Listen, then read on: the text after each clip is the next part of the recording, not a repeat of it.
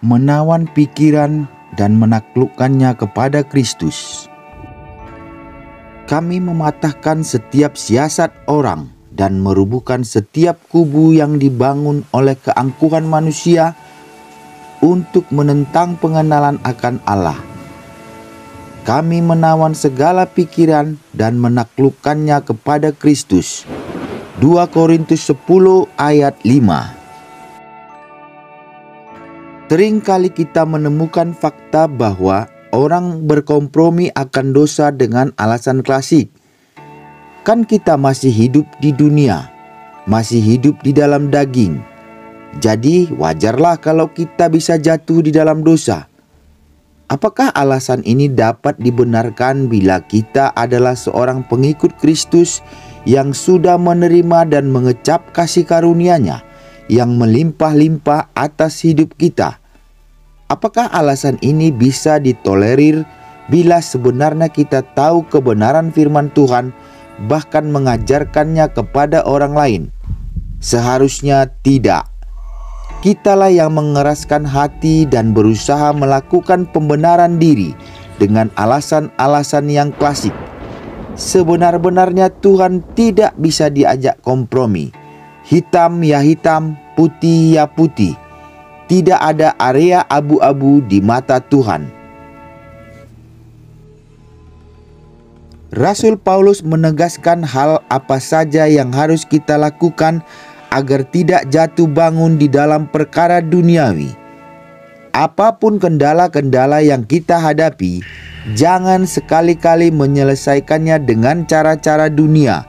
2 Korintus 10 ayat 3. Cara Tuhan selalu bertentangan dengan cara dunia. Kita memakai cara dunia, maka kita akan berkompromi dengan kelemahan atau daging kita. Jangan menggunakan senjata duniawi untuk mengatasi masalahmu. Kenakan senjata Allah.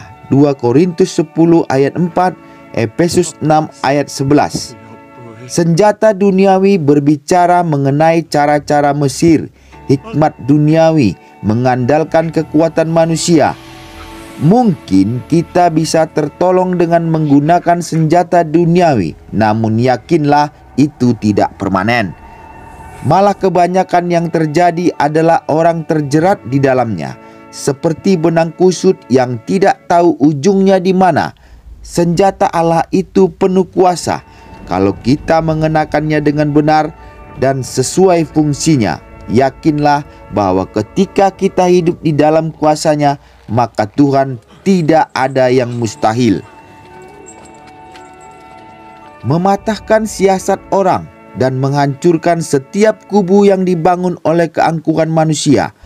Apa yang merupakan siasat manusia, maka harus kita patahkan. Kubu-kubu yang dibangun oleh keangkuhan manusia mencari followers dengan cara flexing kekayaan, kesuksesan, kecantikan, ketampanan harus berani kita hancurkan dan jangan hanyut olehnya. Nah, bila ketiga hal di atas kita terapkan di dalam kehidupan, maka kita pasti bisa menawan segala pikiran yang tidak berkenan dan menaklukkannya kepada kehendak Kristus, sehingga kita tidak mudah jatuh lagi di dalam perkara duniawi.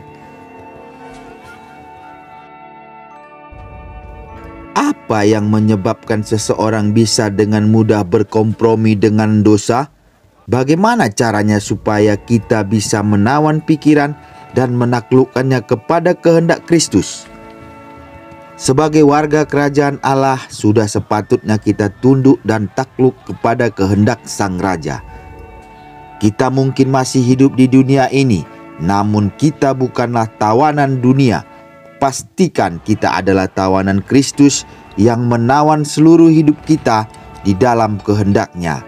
Tuhan Yesus memberkati.